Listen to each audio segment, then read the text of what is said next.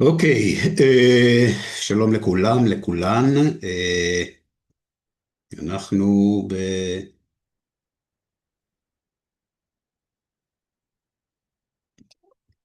בהקלטה שנייה בסדרה של הפעילות האסינכרונית שלנו. אני מקווה שכולכם בסדר. ההקלטה הקודמת בעצם סיימה, במהלכה סיימנו את התחום של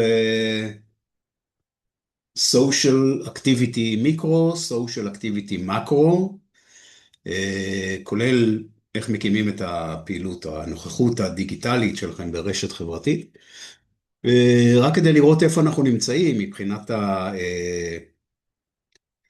המסע שלנו להשלמת ארגז הכלים. אז להזכירכם, התחלנו בעולם הפלנינג, אסטרטגיה, לא נגענו במוצר דיגיטלי, אולי נגיד לזה, אני לא בטוח שיהיה לנו זמן, אבל אסטרטגיה של קהל היעד וה-DNA.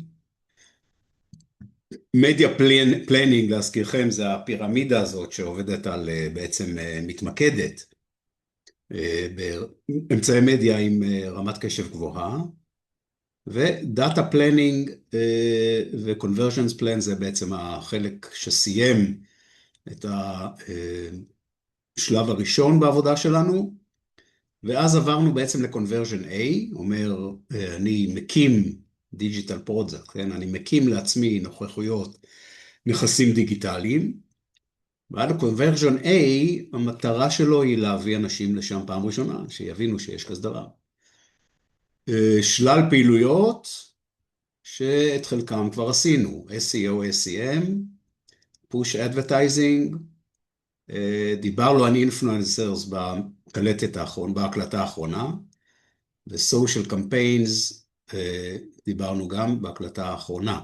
היום אנחנו בעצם מתעסקים עם כל מה שקשור ל-Content Marketing, במילים אחרות, שיווק מבוסס תוכן, או בשמו היותר פלצני, Inbound Marketing. כמו שאתם רואים, הוא מופיע גם ב-Conversion B. Conversion A אמר, בואו אליי לנכסים הדיגיטליים שלי, אלה שהקמנו פה. Conversion B אומר, אם כבר הגעת אליי, אני רוצה להתחיל לפתח איתך מערכת יחסים, בין השאר באמצעות ערך שאני מביא לך. הערך בעולם הדיגיטלי, הרבה מאוד מהערכים בעולם הדיגיטלי נמצאים בתחום של תוכן. אוקיי? זאת אומרת, מה שאנחנו לומדים היום, תוכן, יש לו משמעות גם ב-Conversion A וגם ב-Conversion B. אנחנו נראה שחלקים קטנים שלו, למשל Gamification, זה חלק מתוכן, עוזרים לנו בשלב של Conversion D, או המרה מספר 4, אומר, A אומר תבוא אליי, B אומר תאהבו אותי, בואו נפתח מערכת יחסים, C אומר תקנו אצלי, ואנחנו נלמד בשיעור הבא. ו-D אומר, אם כבר קניתם אצלי, בואו תעזרו לי להפיץ או את התוכן שלי, או את המותג שלי, או את המבצעים שלי, או את קיומי, או מה שיעזור לי לקבל מכם תמיכה במאמצי השיווק שלי. אז נושא של תוכן, אנחנו רואים, הוא ממוקם בחתיכות ממנו, גם ב-A, גם ב-B, וכמו שנראה, גם ב-D. אוקיי? זאת אומרת, אנחנו הולכים לאט לאט, מתקדמים עם המטרה שלנו למלא את כל המשבצות הרלוונטיות לקורס הזה, בארגז הכלים של ה-IDM, Integrated Digital Marketing.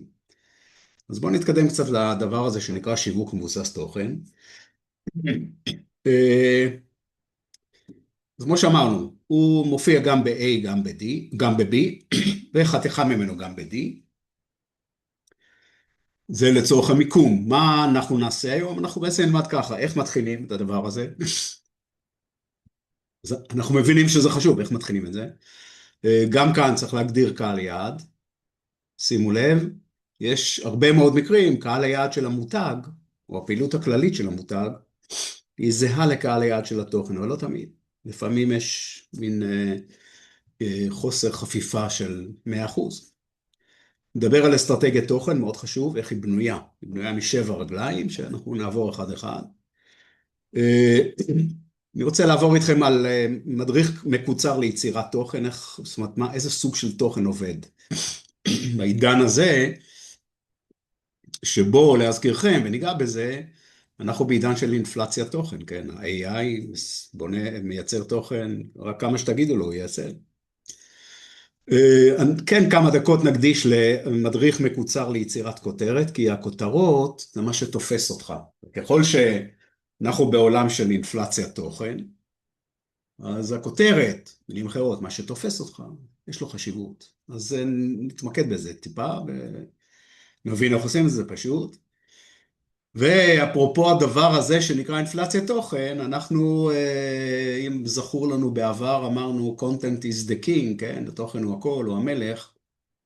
אז היום אני חושב שאנחנו הולכים לכיוון של מה שנקרא content distribution is the king. זאת אומרת, כולם מייצרים תוכן, אבל הרבה מאוד יצרני תוכן לא יודעים להפיץ אותו. אז אנחנו נדבר על זה, איך מפיצים תוכן בצורה נכונה. וכמובן נדבר על מדידה, גם פה, כמו בפרסום, כמו ב-SEO, כמו ב-SEM, כל מה שאנחנו לומדים הוא מדיד, וכדי שזה יהיה מנוהל, הוא חייב להיות מדיד, נדבר גם על זה. נזכיר לעצמנו את ההתפתחות הזאת של השנים האחרונות, בעולם של פרסום, או פורמטים של פרסום. אם פעם, מה זה פעם? עדיין בקצוות, היו שני פורמטים בעולם של פרסום, שהיו יותר, נקרא לזה, פופולריים, ורוב התקציבים הלכו לכיוונם. אחד זה ברייק, ברייק זה אומר תוכן, הפסקה, פרסומת. חוזרים לתוכן, הפסקה, פרסומת. כמו בטלוויזיה, כמו ביוטיוב, כמו ברדיו, הרדיו הליניארי, כן? אז במשך הרבה מאוד שנים זה היה הפורמט, ששאב אליו גם את מרבית המשאבים, מרבית תקציבי השיווק, הלכו לטלוויזיה. זאת אומרת, רק לאחרונה, 3-5 שנים, תלוי באיזה מדינה, תקציבי השיווק בדיגיטל עברו את תקציבי השיווק שהלכו לטלוויזיה ליניארית. אבל הרבה מאוד שנים טלוויזיה שלטה בעניין הזה. מהצד השני יש פורמט שנקרא nearby, שזה בעצם תוכן על יד הפרסום, הפרסום על יד התוכן. כמו העיתונות למשל, כמו באנרים. שני הפורמטים האלה, מה שנקרא, מתפיידים. מבחינת היעילות שלהם ייעלמו. ומה שמחליף אותם זה מה שנקרא overlapping, החפיפה. זה אומר שהמותג והערך שאתה מקבל באים ביחד. ברוב המקרים זה בעולמות של תוכן או קהילה, אבל זה מקום שבו המותג בעצם מנגיש לך את הערך שאתה רוצה, צריך. לצורך זה הוא צריך להכיר אותך כמובן, כן? יש פה מה שנקרא Data Driven Marketing, אני מכיר אותך, אני יודע מה לתת לך, איזה תוכן, והתוכן הזה, או ה-overlap הזה, זה הפורמט החדש, או לא כל כך חדש, אבל הוא הפורמט בוא נגיד, זה הקרקע הפוריה לעבודה עכשיו. ורק לזכור, מאוד חשוב שיהיה מה שנקרא consumers value, זאת אומרת, הדבר הזה שנקרא overlapping מבחינת הפורמט, צריך להביא לך ערך, ללקוח צריך להביא ערך, ושוב, הערך הזה בנוי על הבנה שאני יודע מי אתה. זה הכיוון הולך לעולמות של ברייק ו-nearby, השם ייקום דמם. מתקדמים לעולמות, או כבר התקדמנו לעולמות, שבהם המותג והערך ביחד, אחרת זה לא יעבוד. אנחנו מדברים על ההבדל בעצם שבין outbound marketing ל-inbound marketing. פותח סוגריים רק, שום, אל תנסו לזכור בעל פה שום דבר. זה ארגז כלים, הוא קיים, אתם עובדים איתו, עבודת גמר תעשו עם ארגז הכלים הזה, תלכו לחיים עם ארגז הכלים הזה, לא צריך לזכור. אז מה שנקרא, היכולת זיכרון שלכם תבוא אחרי זה, אחרי ההבנה. Outbound marketing זה התנועה שבה אני כמותג רודף אחריכם כצרכנים פוטנציאליים, ואומר לכם, אני הכי טוב, בואו אליי. אוקיי? אני מייצר את הפנייה. זה Outbound. Inbound אומר, אתם, הלקוחות, מוצאים אותי ובאים אליי, כנראה, בהמשך לאיזה תוכן שראיתם שלי, או איזושהי פעילות קהילתית שלי, או מישהו אמר עליכם, אמר עליי משהו טוב באוזניכם, בעיניכם. ככה זה יעבוד, זה ה-inbound. זאת אומרת, אתם באים אליי בלי שאני רודף אחריכם. שזה עקרונית, עדיף, תמיד עדיף, שיבואו אליכם, במקום שתרדפו אחריכם. עכשיו, אחרי הלקוח, אבל, שזה צריך לעשות פעילויות מסוימות, שבהן אנחנו נתמקד במפגש הזה, והפעילויות האלה זה באמת ה-content marketing. שיווק מבוסס תוכן, גם, כולל גם את הנושא מאוד חשוב, כמו שדיברנו במפגש הקודם, נושא של קהילה. זאת אומרת, השילוב של תוכן ופעילות נכונה ברשתות חברתיות, זה הולך ביחד כמובן. אם אפשר לשלב חשיבה, תפיסה, אסטרטגיה קהילתית, זה על הכיפק. דיברנו ועוד נחזור לזה כי זה חשוב. אז אנחנו אומרים, הנושא של תוכן, שהוא בעצם פחות, נקרא לזה, בכוח מנסה למכור משהו, כן? אלא בכוח מנסה להביא לכם ערך. יש בו חשיבות גדולה. והחשיבות מתחילה מזה שאתה, אנחנו חוזרים לאמירה הזאת שדיברנו עליה, אולי במפגש הראשון, ואמרנו, אין שיווק בלי מערכת יחסים, ואין מערכת יחסים בלי ערך. זה ככה החיים, מה לעשות.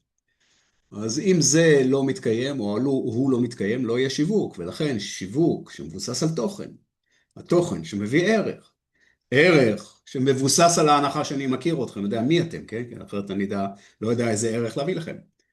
כל הקפסולה הזאת, זה הבסיס הנכון לשיווק נכון. עכשיו, הדבר השני הוא גם הנושא של מה שנקרא סיפור המותג. יש הרבה מאוד אנשים בתחום של פרסום שמדברים הרבה מאוד, אוהבים לדבר על סיפור המותג.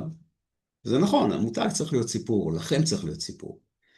דרך אגב, שוב, נפתח סוגריים, אני לא בטוח אני מקווה מאוד שנגיע לדבר גם על מה שנקרא פרסונל ברנדינג, איך אדם בונה את עצמו כמותג, מאוד חשוב בעידן הצפוף, הכאוטי, מה שנקרא אינפלציוני מבחינת התכנים, אבל זה סוגר סוגריים, נגיע לזה אני מקווה בשיעור האחרון. בכל מקרה, סיפור של עצמך או סיפור של המותג שלך, יש לו ערך בהבנה שאנחנו רוצים לייצר מערכת יחסים ולייצר בידול ולייצר איזה תפיסת ערך על ידי בעיני המתבונן, הלקוחות שלנו, שהיא אחרת מאשר אחרים. בסיפור מותג, מה שפעם נבנה באמצעות פרסום או קמפיינים, היום נבנה באמצעות רצף של ערכים בעולם של תוכן. משם זה יבוא. לכן יש איזה ערך מאוד משמעותי. אם אנחנו מחפשים מעורבות של לקוחות, ואנחנו צריכים לחפש מעורבות של לקוחות, זה חשוב, תוכן יעזור לנו לעשות את זה. וכמובן, כל ההזדהות וה-emotional engagement, דברים שחשובים מאוד לדבר הזה שנקרא אינטראקציה בין מותג לבין לקוחות, אחלה. באופן כללי, תזכרו, הטיפול נכון בעולמות של תוכן, והתוכן זה לא, צריך לזכור, זה לא רק היצירה של התוכן, זה גם ההבנה למי אני יוצר אותו, ולא רק ההבנה למי אני יוצר אותו, היכולת שלי להפיץ אותו, זה הסיפור הזה, כן, של inbound marketing, הוא מחליף באחוזים מאוד גבוהים של המקרים, את מה שנקרא ה-traditional advertising, בתחום של יצירת נאמנות, בידול ושימור לקוחות. זאת אומרת, אם פעם פרסום, one to many, שזה מה שנקרא, המותג מדבר על עצמו, זה מה שהוביל את הפעילות השיווקית. היום זה כבר לא, אל תחפשו את זה, אל תלכו לשם. היום אני מייצר ערך עבורך על בסיס הבנה שאני יודע מי אתה, ומשם נבנים הדברים. אוקיי? כמה כללי בסיס לכל עולם התוכן. קודם כל, הכל גלוי, פתוח, שקוף, המותג לא מתחבא. אני זוכר שאנחנו היינו צעירים, קראו לזה בתוכן פרסום סמוי, כל מיני חרטות כאלה, לא, שום דבר לא סמוי.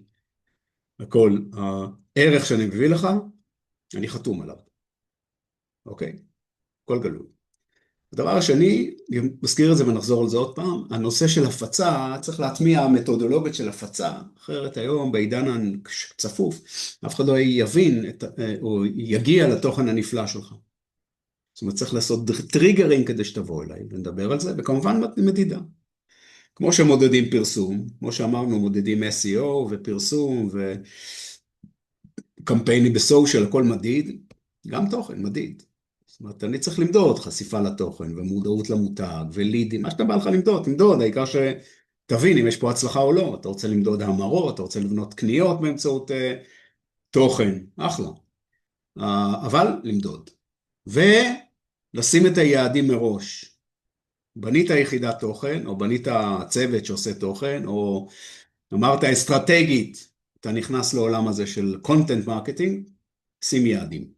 בלי יעדים אי אפשר לעבוד. כמה דוגמאות, חלקם ישנות, אבל אני מאוד אוהב אותם, כי הם, מה שנקרא הישן, רואה שזה it is here to stay, כן?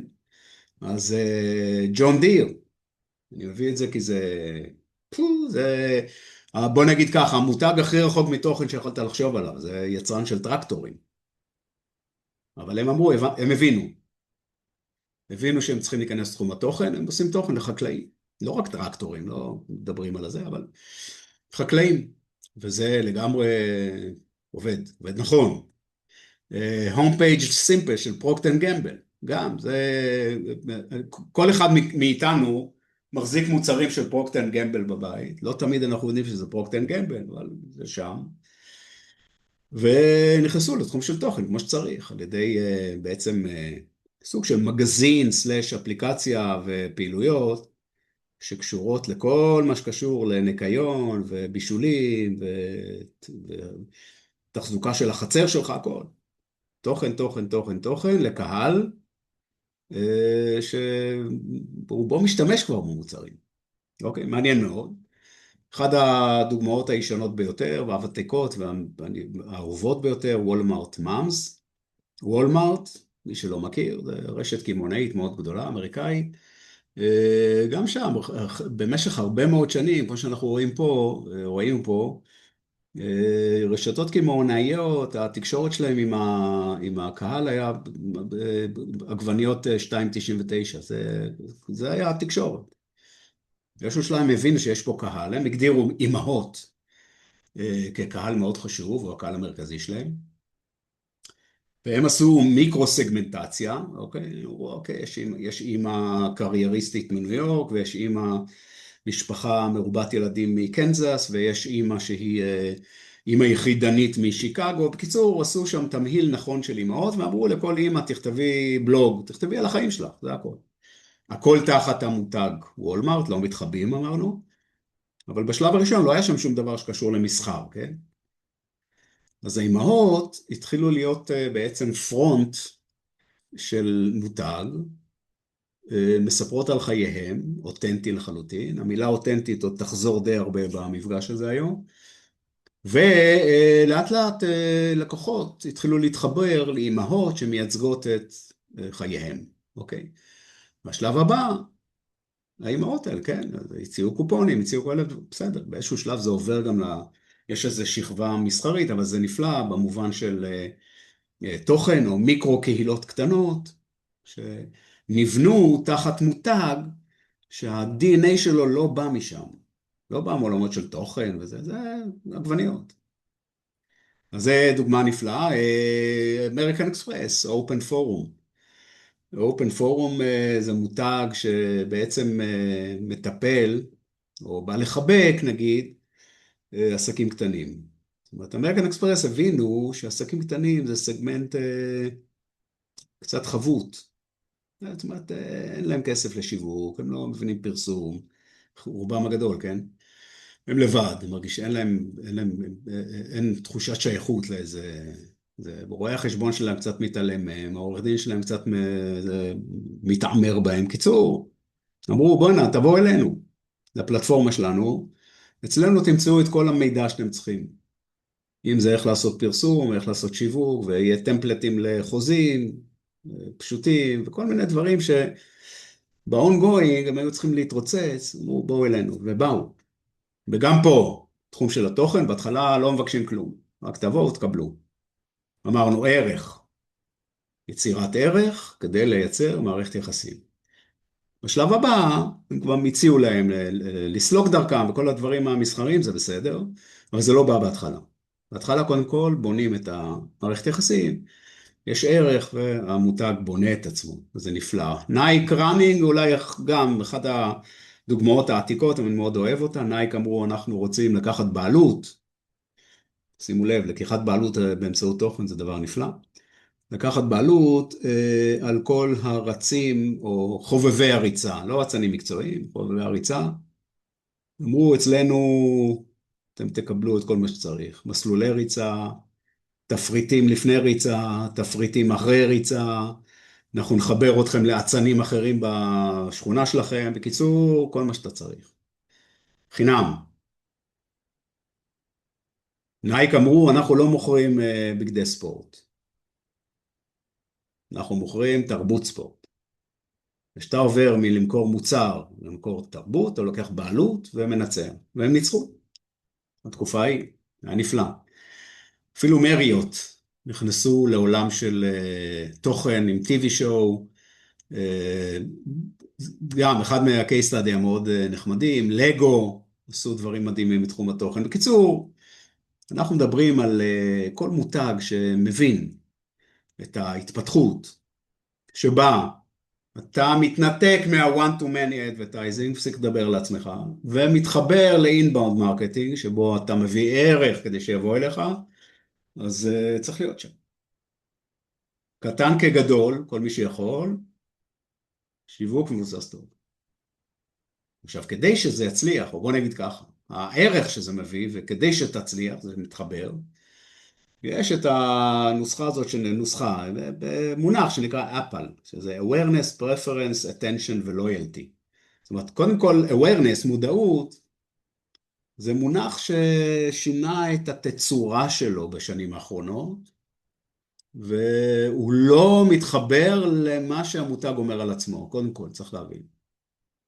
מודעות מתחברת לערך שהמותג מביא, ולמה אנשים אחרים אומרים עליו, בסוגריים ספוק, נדבר על זה עוד מעט.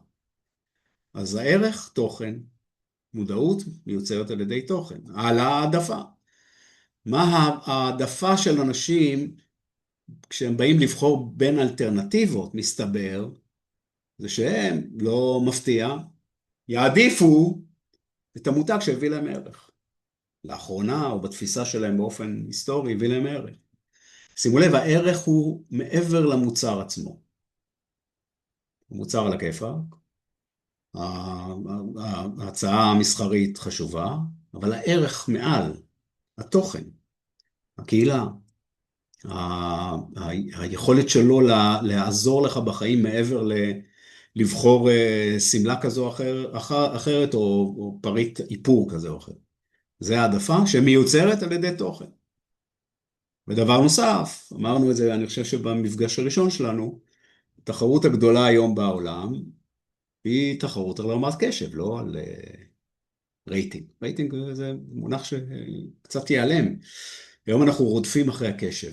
תוכן מייצר יותר קשב מאשר מסר פרסומי.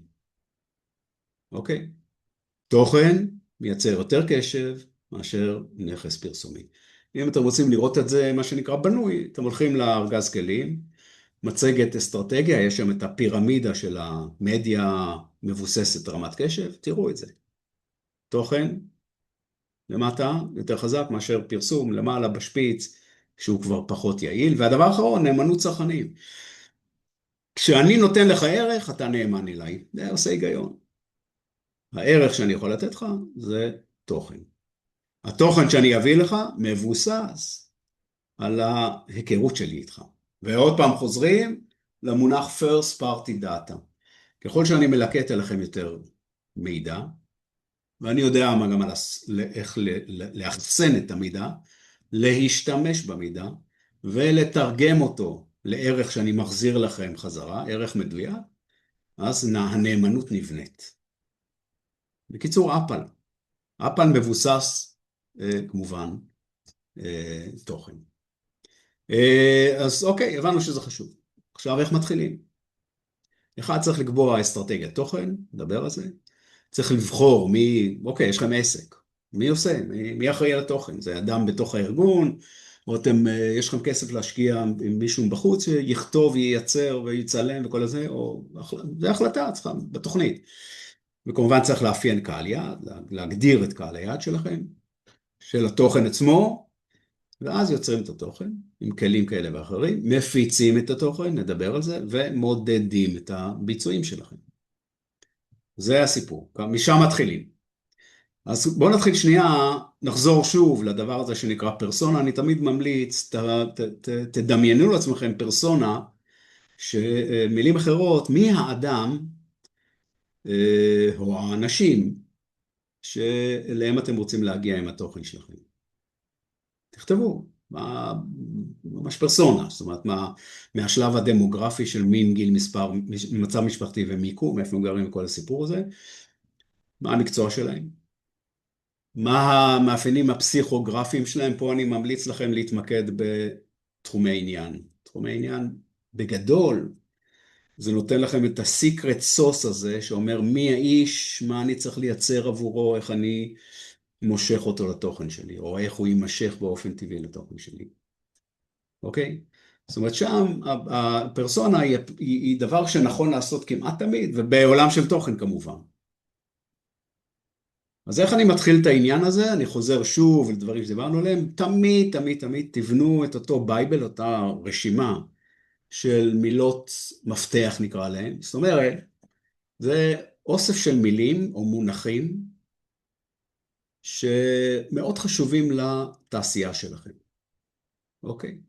עכשיו, הדבר הזה שנקרא מילות מפתח, מילות עוגן או מונחי עוגן, הולך איתכם לכל מקום. שאתם עושים SEO, שאתם עושים SEM, שאתם עושים תוכן, שאתם עושים וידאו, עוד מעט נדבר על וידאו. לא חשוב. הרשימה הזאת היא רשימה מאוד יעילה, אוקיי? תתחילו משם. עכשיו, תתחילו לעקוב אחרי פעילויות תוכן של הקהל שלכם ברשתות חברתיות, אוקיי? אני פותח סוגריים, אני אגיד שיש לנו, שוב, מקווה שנספיק, יש לנו שיעור שעוסק במה שנקרא סיגנלס מרקטינג. סיגנלס מרקטינג זה גישה יחסית חדשה, שאומרת, אתה לא עושה כלום, לא מייצר תוכן חדש, לא עושה קמפיין חדש, לא מפתח פיצ'ר או משהו חדש מוצר שלך, לפני שאתה מלקט סיגנלים מקהל היעד שלך. מה זה הסיגנלים? זה יכול להיות hot topics, נניח נושאים חמים שעליהם הקהל שלך מדבר היום. יכול להיות keywords, מילות מפתח. מילות מפתח שבהם הקהל שלך משתמש כאשר הוא מדבר על ה-hot topics שכרגע דיברנו עליהם. אתה הולך ללקט את זה מהקהל שלך, זה יכול להיות ברשתות חברתיות או אצל אינפלואנסרס שמאוד משויכים לקהל שלך וכאלה. אפשר לעשות זה ידני, יש מתחילות להיות כבר מערכות שיודעות לעשות זה, אבל ברגע שאתה מבין מה ה-hot topics, אתה במצב של מה שנקרא פוקוס על רלוונטיות. אתה יכול להתחיל לייצר תוכן רלוונטי לקהל שלך. אם הוא מדבר על זה השבוע, ואתה מייצר תוכן על זה השבוע, אתה פוגש אותו במצב של רמת קשב טובה. אוקיי? זה חשוב. עכשיו, אתה יכול כמובן גם לעקוב אחרי המתחרים שלך, על מה הם מדברים, מה הם כותבים, מה זה, זה נחמד. והם משפיענים. מחקר משפיענים, העולם הזה של משפיענים הוא חשוב, כי אם יש לך משפיענים, ואני חוזר שוב להקלטה הקודמת שלנו, יש שם, אם תלכו, תראו שיש שם אינדקס לבחירה נכונה של משפיענים, או אינדקס לבחירה של משפיענים נכונים עבורכם, אז תראו שאחד הפרמטרים זה רמת האנגייג'מנט שיש בין הקהל לבין אותו משפיען, ושם אתם יכולים למצוא איזה תכנים מייצרים יותר עניין בקרב הקהל שלכם. זאת אומרת, יש פה מתודולוגיה שאפשר לעשות אותה ידני לגמרי, אתם לא חייבים זה, אבל אם יש לכם כמובן היום לפתח איזה agent במערכות AI שיעשה עבורכם את זה, זה קל. אבל אני אומר, גם אם לא, אתם יכולים לעשות את זה, לא, אבל חייבים לעשות את זה.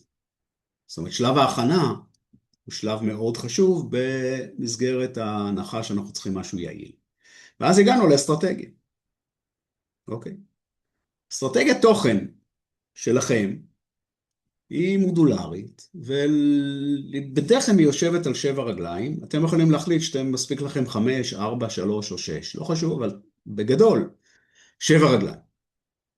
נעבור עליהם ואחרי זה נרחיב על 3 או 4 מהם כי זה חשוב. אחד, סוגי התוכן מתוך השבע, מתחיל תמיד בהבנה שאנחנו צריכים מה שנקרא evergreen content. מה זה? תוכן ללא תאריך תפוגה, או תוכן ירוק עד, זה תוכן שאתה מייצר אותו פעם אחת, ויכול להשתמש בו מדי פעם או באופן רציף. דוגמה, אני זוכר שאנחנו היינו פעם, מכאן אריקסון, עשינו פעם ראשונה תחרות, תחרות של עוגות, כן, זה היה עוגות גבינה לחג שבועות, אוקיי? וקיבלנו יותר מ-30,000 מתכונים.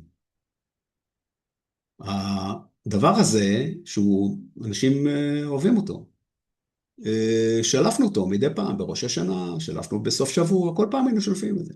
זאת אומרת, זה היה בוכתה של תוכן שהגיע, אבל היא הייתה מה שנקרא evergreen, אפשר להשתמש בה בחגים, בסוף השבוע, בכאלה, מחסן.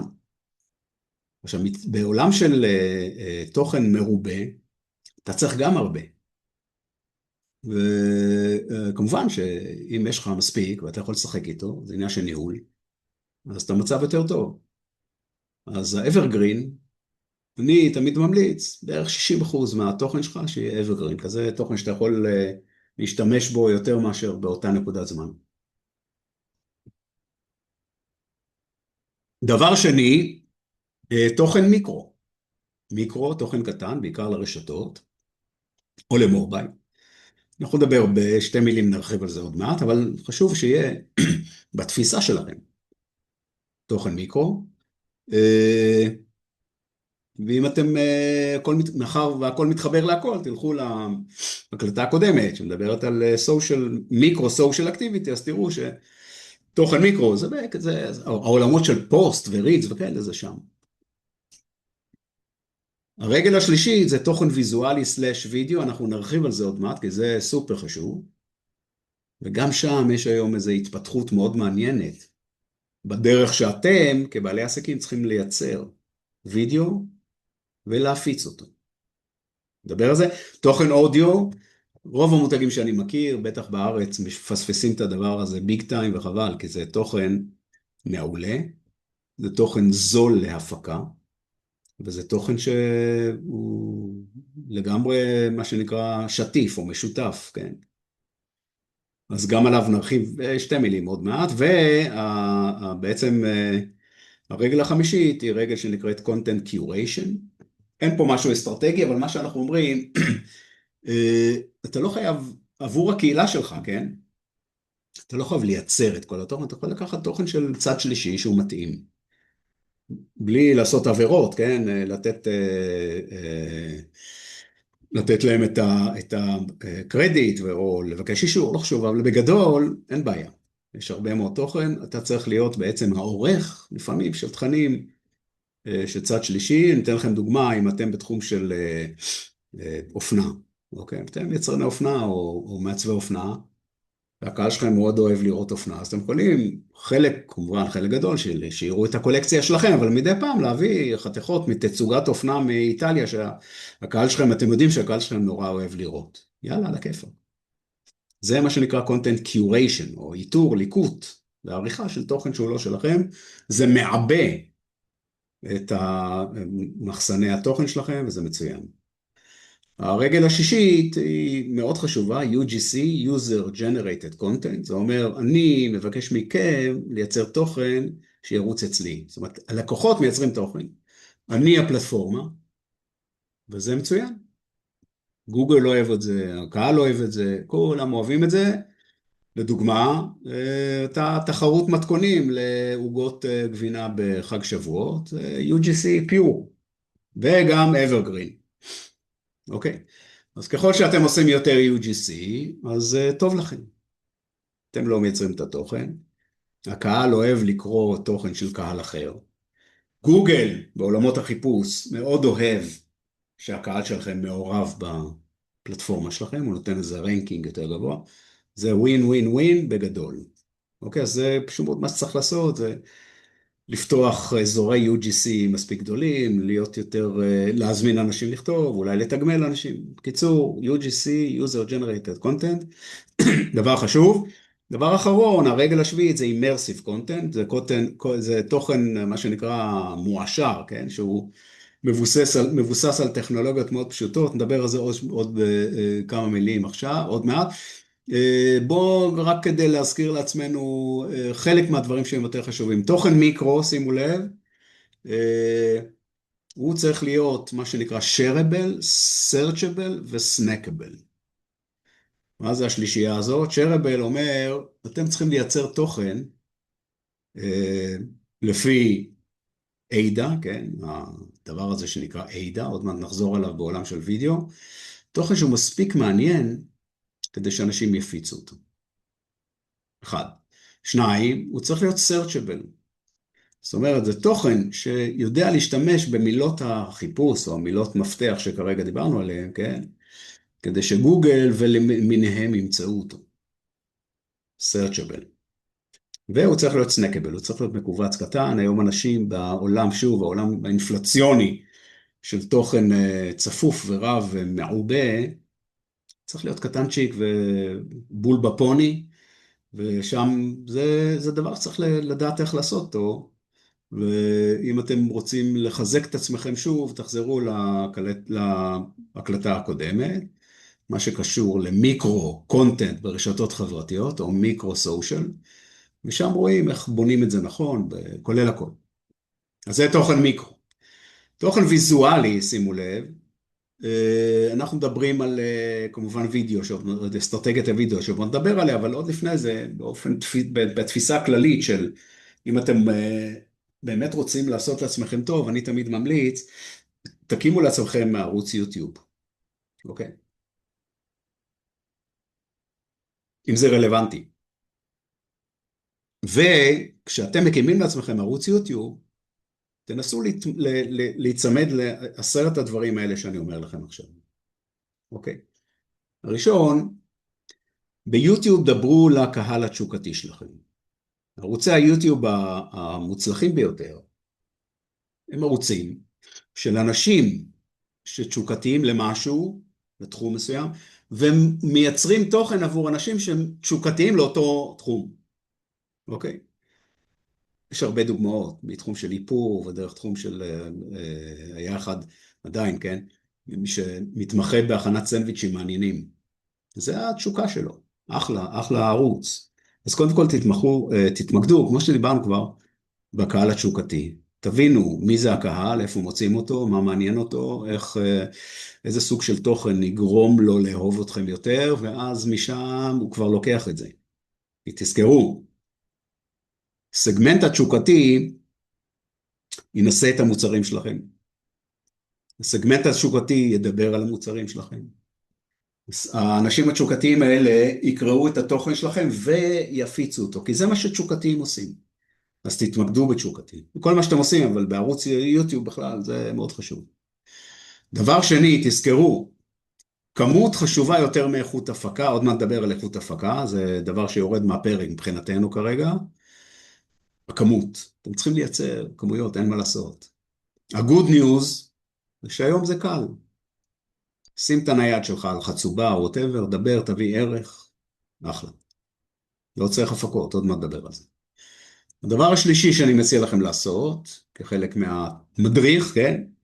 אל תפחדו להיות גם סטנדרטים. אני אומר גם, כי לפעמים אנשי קריאיטיב מאוד מנסים להיות יותר מדי קריאיטיביים, ומפספסים. כי סטנדרטים, מה זה אומר? למשל ביוטיוב, יש וידאוים או קליפים שמאוד מצליחים, שזה נניח סרטוני how to, איך לעשות ככה וככה, שזה נורא סטנדרטי. אתה אומר, מה זה, זה משעמם? לא, לא. אנשים רוצים את זה. אנשים אוהבים את זה. אז אל תפחדו להיות סטנדרטים. תזכרו, התשוקתיים אוהבים לראות איך עושים דברים בתחום תשוקתם, התשוקה שלהם. אין מה לעשות. אז תעשו גם את זה. הדבר הרביעי שאני מציע לכם, כחלק מהמדריך הקטנצ'יק הזה, דיאלוג עם הצופים. איפה שיש תגובה של מישהו על הסרט שלכם, תיכנסו איתו לדיאלוג. כל דיאלוג הוא התחלה של מערכת יחסים. ודיאלוג סביב התוכן שלכם בערוץ יוטיוב זה דיאלוג מעולה, זה פשוט מאוד נמשך ונמשך, אתה יכול לפתח פה ולהפיץ את זה ועל הכיפק, אז תעשו את זה.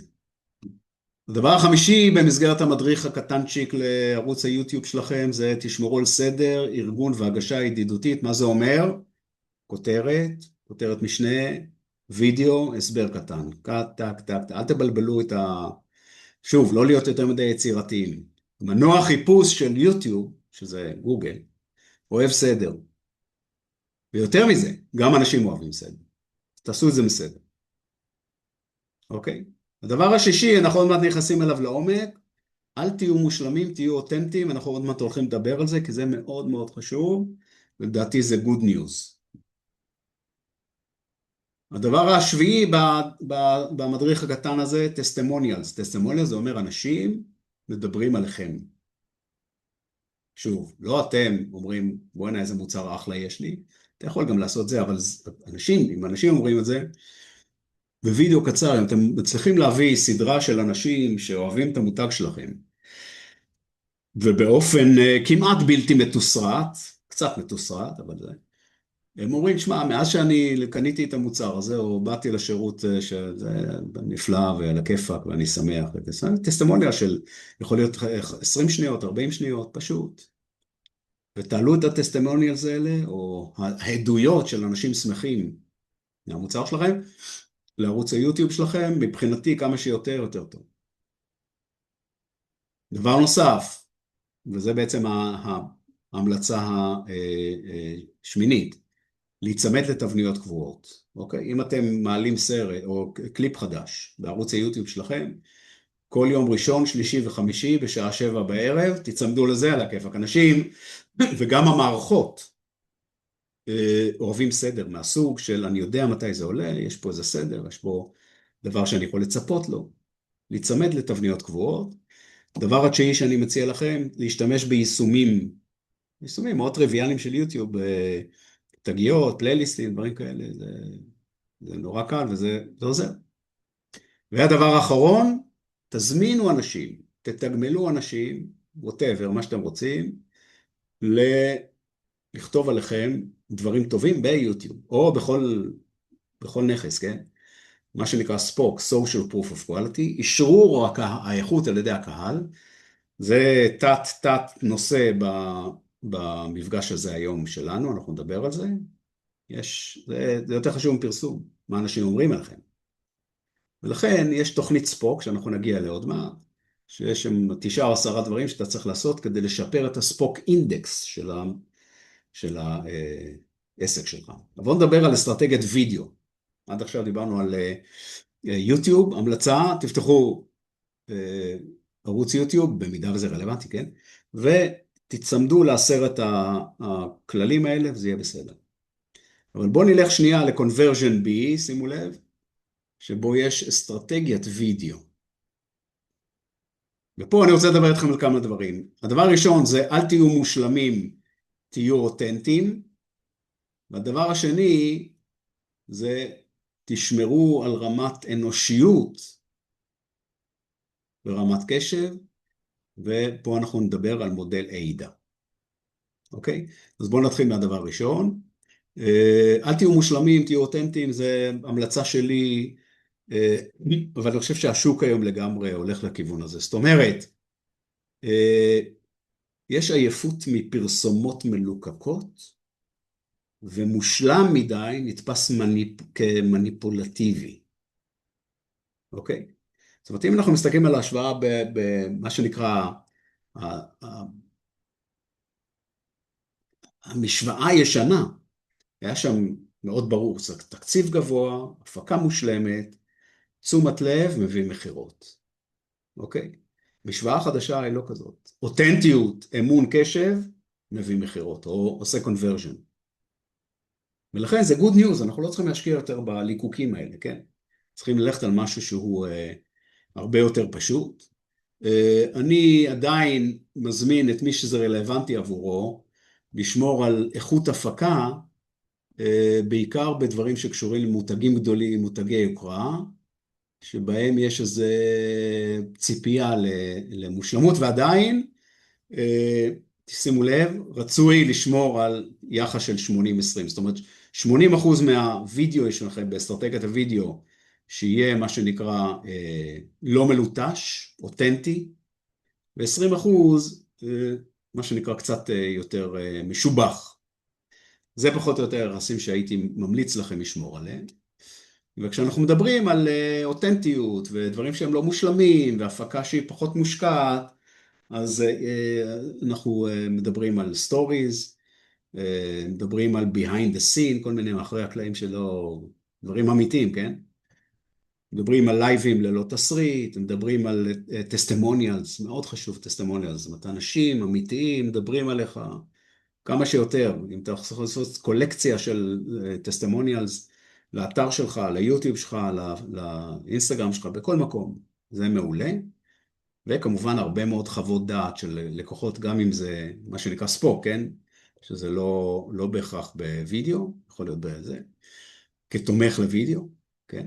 זאת אומרת, כל הדברים האלה, הדברים הקטנים האלה, בסופו של דבר, מביאים אותנו להבין שהווידאו שלנו צריך להיראות אוסף של אנשים שלא קשורים למותג, זאת אומרת, לא מטעם החברה, מקצועיות בתוכן, אבל פחות בביצוע. די נקרא לזה מסרים חופשיים, פחות מדויקים. כי כמו שאמרנו, אנשים התעייפו מפרסומות מדויקות מאוד, אוקיי?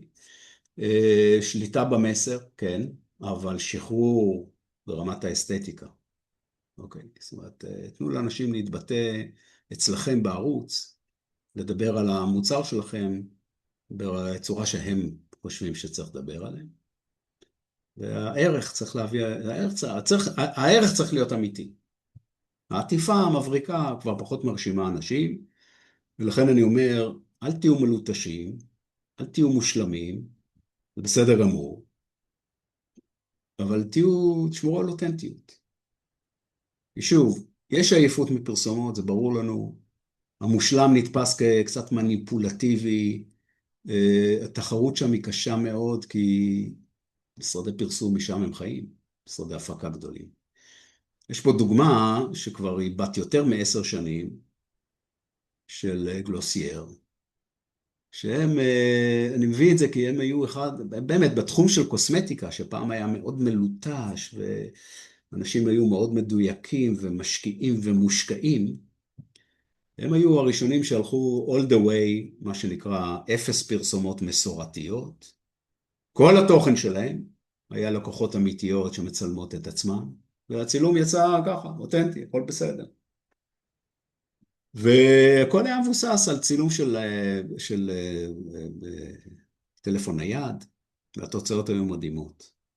יש להם יותר ממיליון עוקבים שמשתפים תוכן UGC, אמרנו, תוכן user generated content הוא מאוד חשוב, אז משם זה עלה, ובעצם הם הגיעו לאיזושהי נוסחה שהלקוחות זה המותג.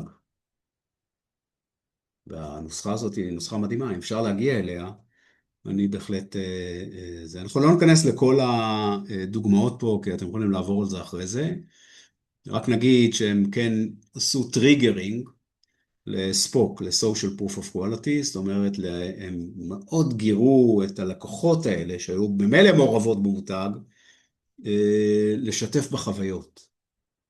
אוקיי? זאת אומרת, למשל, בטיימינג מאוד מדויק, עשו פולו-אפ אחרי רכישה, ושבוע אחרי רכישה הם שאלו איך חווית את המוצר, ושבועיים אחרי הרכישה אמרו, אם בא לך לעלות איזה וידאו קצר, זה הזמן, וכמובן תוגמלו על זה. זאת אומרת, כל הגישה הייתה של אתם המותג, אנחנו בקשר איתכם, בא לכם להגיב, בא לכם להמליץ, בא לכם לצלם וידאו, הכל בצורה מאוד קצת קהילתית, לא מאוד מדויקת. אז זה לגבי הדבר האחד. הדבר השני, זה בתחום של אסטרטגיית וידאו, זה הנושא של אנושיות כאסטרטגיה קריאיטיבית, אבל יותר מזה, הבנה נושא של talking heads, כן? אנשים מדברים, אם אתה לא נכנס לאיזו הפקה גדולה, אז תעשה את זה נכון על ידי הטמעה של מודל AIDA, אם אתם זוכרים אותו. אז בואו נדבר על מודל AIDA בעולם של וידאו, אסטרטגיית וידאו. אז בעצם אומר, וידאו שלך צריך להתחיל במשהו כמו 8 שניות, attention. attention יכול להיות שאלה או עובדה שככה עושה description או עושה טריגרינג להקשיב. ואחרי זה יש עוד איזה משהו כמו 15-20 שניות של פנייה לחלום שלך, לצורך שלך, לכאב שלך. בקיצור, זה האינטרסט. אוקיי? עכשיו, אם אתה רוצה לעשות את זה נכון, אין מה לעשות, צריך להכיר את הקהל שלך. שוב, אנחנו חוזרים, first party data. ואז יש איזה 20 שניות בערך של details. זה אומר, הבידול שלך, או התוצאה הקונקרטית שאני אביא לך, או הערך המפורט שאני מציע לך פה, 20 שניות, ונסגר בעוד 10-15 שניות של ה-call to action. זה AIDA. עכשיו, איך זה יכול לראות? 8 שניות הראשונות, אני יכול להגיד לך, תשמע, אם אתה עדיין מוכר כמו שאתה מוכר, אתה מפסיד לקוחות כל יום. רגע, עצרת, מה שנקרא, קיבלת את ה-attention שלי. מה שאתה יכול להגיד, להביא איזה נתון מפתיע, שאומר 73% מהצופים עוזבים לפני 30 שניות, לגבי המוצר שלך, או נמאס לך לפרסם ולא לקבל תוצאות, אתה כאילו... זאת אומרת, 8 שניות הראשונות, התפקיד שלהם מאוד ברור. לגרום לי לא ללכת או לדלג למשהו אחר, ואז אמרנו, יש את הקטע של היצירת, או בוא נגיד ככה, פנייה לאינטרס שלך, אוקיי? ולא לשכוח, לפני יצירת וידאו, אתה חייב ללקט דאטה על ידי הקהל שאליו אתה הולך לדבר, אוקיי? זאת אומרת, אתה צריך לבוא טעון בדאטה כדי שתדע לגבי החלק הזה של האינטרס, של הזה, מה להגיד. ופה ההמלצה היא כמובן לא להשתמש במילים גבוהות, פשוט מאוד להבין מה אתה צריך ולפי זה לייצר את החלק הזה. ואחרי זה בא ה-details. details אומר מאוד מדויק ומפורט עד כמה שניתן בווידאו קצר, דברים שהם מאוד קונקרטיים. למשל, אני עוזר לעסקים קטנים להכפיל לידים ב-90 יום. מילים אחרות, לא תכונות אלא תוצאות. לא הבטחות אלא ניסיון. מהניסיון שלי, אני אומר לך שאני תוך 90 יום, זאת אומרת, בהנחה ואתה בתחום. או נתונים קונקרטיים, לקוחות שלי עברו מ-0 ל-50,000 דולר ב4 חודשים. נתון קונקרטי, details. אוקיי? ותמיד, תזכרו, בשלב הזה, רוב האנשים כבר לא איתכם, אתם צריכים לשמור אותם.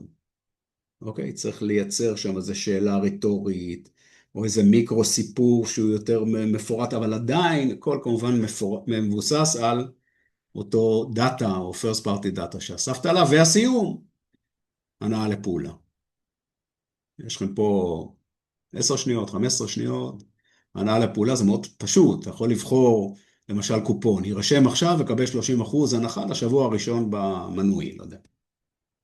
או הזמנה לקשר אישי, תצטרף לוואטסאפ, שווה לך, פה קוראים דברים טובים. או הצטרף לקהילה, 2,000 איש כבר הצטרפו, תצטרף גם אתה. וכמובן מתנה לנרשמים, לאתר, כל מיני דברים כאלה. זאת אומרת, ה-action items פה, או ה-call to action, צריך להיות מאוד ברור, והוא מסיים את הדבר הזה, ולא לשכוח למדוד את זה. זאת אומרת, הנושא של AIDA, בעולם של וידאו, הוא, אני אומר לכם, מדריך נפלא כדי שאתם תהפכו וידאו סתם לוידאו ויראלי. אוקיי? אחד, אותנטיות, לא לעשות פרסום, זה אותנטי, שיראה אותנטי.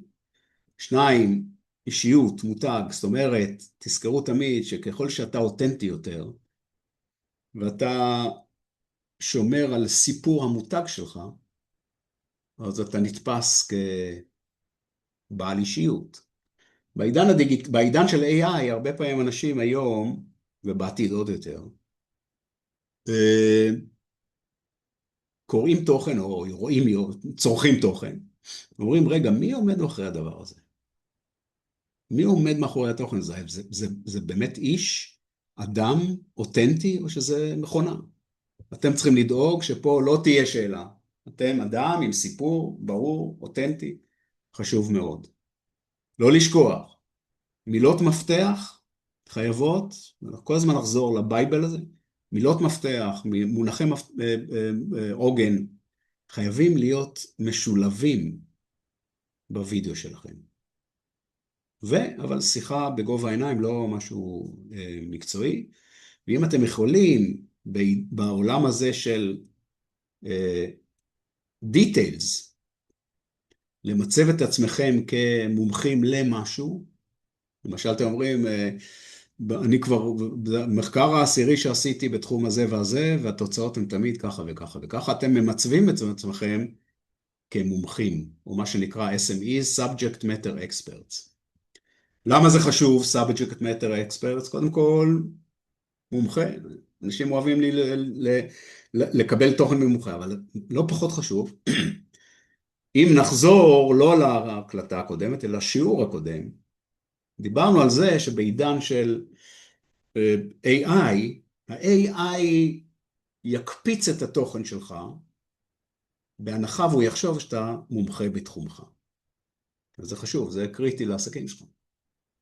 אז הדבר הזה, 60 שניות וידאו שאתם עושים, אם הוא בנוי נכון, יש בו עולם שלם, של ערך עבורך, וכמובן עבור הלקוח שלך, אבל אם אתה בונה אותו סביב המודל הזה, יש סיכוי לא רע. עוד דבר אחד שאני רוצה לגעת בו מעבר לוידאו, כחלק מהשבע רגליים של אסטרטגיית התוכן, זה תוכן אודיו. ופה זה פשלה גדולה של המותגים, לא משתמשים באודיו, זה מכה.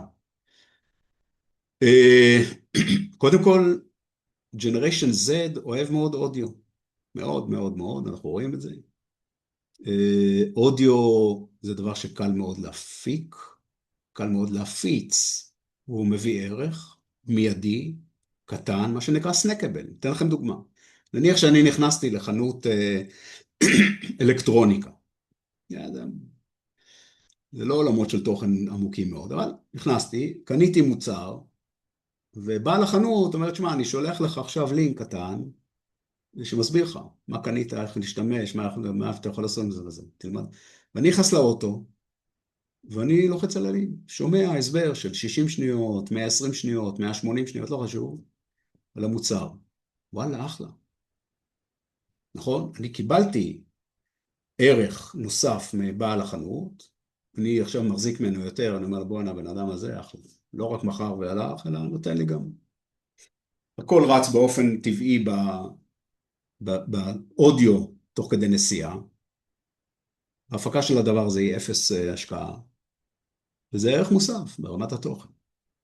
שלא לדבר על זה, שאנחנו לגמרי בעולמות של פודקאסטים וכל מיני דברים שהם לגמרי אודיו, זולים מאוד להפקה ונצרכים. היום בישראל יש 1,200 פודקאסטים פעילים. עכשיו נכון שכל אחד מהם זוכה למה שנקרא רייטינג נמוך יחסית, אבל זה לא מעניין. הקהל, תשוקתי למשהו, הגעת אליו, נעלת אותו, נצמדת אליו, פיתחת איתו מערכת יחסים, אחלה. אודיו, לא לשכוח. והדבר האחרון, השביעי ברגליים של האסטרטגיית תוכן, זה ה-immersive content, כן? rich experience, התוכן שמאפשר חוויה טובה יותר. פה אני חושב שהדבר הכי רלוונטי לרובם, וכבר מה שנקרא בשל מבחינה טכנולוגית, זה augmented reality, מציאות רבודה, כן? שזה אומר בעצם שאתה לוקח, זה טכנולוגיית מדע, אין מה לפתח את זה, זה שטויות, אבל אם יש לך נניח, סתם ניתן לך דוגמה, איקאה נותן לך את הקטלוג שלו, ואת הנייד שלו, את האפליקציה שלו, ואתה יכול לראות, מתוך הקטלוג, אתה יכול לראות איך הספה שנמצאת בקטלוג, הספה אדומה, יושבת אצלך בסלון. זאת אומרת, הסלון הוא אמיתי, אתה רואה אותו, והספה היא לא אמיתית, אבל אתה רואה שניהם משתלבים יחד, זה המציאות הרבודה. זה רובד של מציאות שמעליה יש רובד שהוא לא מציאותי, אבל הוא נותן לך ערך. הוא מראה לך איך הספה האדומה תשב אצלך בסלון, בלי ללכת לאיקאה. זאת אומרת, הדברים האלה, או למשל משחקיות, עוד מעט נדבר כמה מילים על משחקיות, אז אם אתם זוכרים, משחק פוקימון, יצאת לחצר, שמת את הטלפון, ראית חצר שזה המציאות, ואז ראית פוקימונים קופצים שם, זה לא מציאות. השילוב של הרובד הזה והרובד הזה, מציאות רבודה, מעשיר את החוויה, והרבה פעמים נותן ערך מוסף. אם זה רלוונטי עבורכם, תוסיפו את זה. בקיצור, 7 דברים, או 7 רגליים לאסטרטגיית התוכן שלכם. תנהלו את זה על בסיס 7 הרגליים האלה, לפי מה שלמדנו, ויש סיכוי טוב שאתם שחקני תוכן אמיתיים. עכשיו, קצת המלצות ככה פופוליסטיות, נגיד שיש סוגי התוכן שמסתבר מכל המחקרים שמשותפים יותר, חלקם הם נורא פשוטים. למשל, אנחנו רואים שרשימות, 5 סיבות למה לשתות מיץ לימון בבוקר, וואלה, אנשים משוגעים על זה. קוראים ומפיצים, משותפים, משתפים. אינפוגרפיות, תוכן ויזואלי שהוא פשוט, אבל הוא מעביר מסר בצורה שאנשים אומרים, וואלה, הבנתי, יאללה, בוא נעיף. תוכן אינטראקטיבי, משחקים, אנשים לגמרי, שם אנחנו נדבר על זה כמה דקות, אין לנו מספיק זמן להתעסק בכל מה שקשור לגיימיפיקיישן, אבל נדבר על זה כמה מילים. תוכן פשוט כמו how to, אחלה. אלה דברים פשוטים, ומתוך כל המחקרים, אני אומר לכם, זה הכי מופץ, הכי משותף. אבל תזכרו, עם כל הדברים שנראים ככה מסודרים מאוד, יש פה catch, content is not transferable, זאת אומרת, אם אתה נכנס לעולמות של באמת אסטרטגיית תוכן נכונה לעסק שלך, אתה צריך להבין שאתה לא יכול להעתיק תוכן מיוטיוב, לשים אותו בטיק-טוק סתם. לקחת תוכן מהטלוויזיה, לשים אותו בפייסבוק, זה לא עובד. כל פלטפורמה יש לה את הקהל שלה, את המאפיינים שלה, את הקצב שלה, ולכן צריך לייצר פה גרסאות או וריאציות שונות של תכנים שונים, קחו את זה בחשבון, והדבר הכי חשוב, אנחנו בעידן של AI. זאת אומרת, כל מה שנראה פעם בלתי אפשרי, היום הוא בקליק אפשרי, יש לכם קורס שעוסק בזה, אני לא רוצה לחפור פה יותר מדי, אבל אני אתן לכם את המלצתי לפי, נקרא לזה, שימושים, ניסיון אישי שלי. יצירת טקסטים, ג'מיני, קלוד, פרפלקסיטי, אחלה. מעולה, צ'אט GPT כמובן. יצירת וידאו, סורה, מעולה. יצירת תמונות, לאונרדו ומידג'רני, ומובילים לטעמי לפחות. יצירת אודיו, נוטבוק LM, מצוין. אני עכשיו הקמתי משהו ניסיוני, התחיל בכלל עם סטודנטים. פודקאסט, שבו אני כותב, אבל מישהו אחר מגיש אותו. זאת אומרת, יש איזה זוג שמגיש אותו באנגלית, כי האנגלית שלהם יותר טובה משלי. אז אני עושה את זה, אחלה, מעולה. קריאת תוכן, וורטיון, תמונות, בניית אפליקציה, כן, טוב, בייס 44 זה הכוכב של השנה האחרונה לפחות, יש לו מתחרים כבר, הכל בסדר, ויצירת מוזיקה, אם אתם בעניין, אז סונו. המלצות, שחקו עם זה, תראו עם הדברים האלה.